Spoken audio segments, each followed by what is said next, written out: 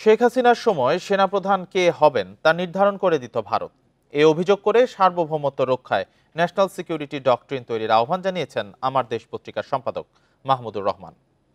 শনিবার বিকেলে জাতীয় প্রেস ক্লাবে অবসরপ্রাপ্ত সেনা কর্মকর্তাদের এক আলোচনা সভায় তিনি এই আহ্বান জানান। মাহমুদুর রহমান বলেন, 111 হয় কিছু সেনা অফিসারের কারণে।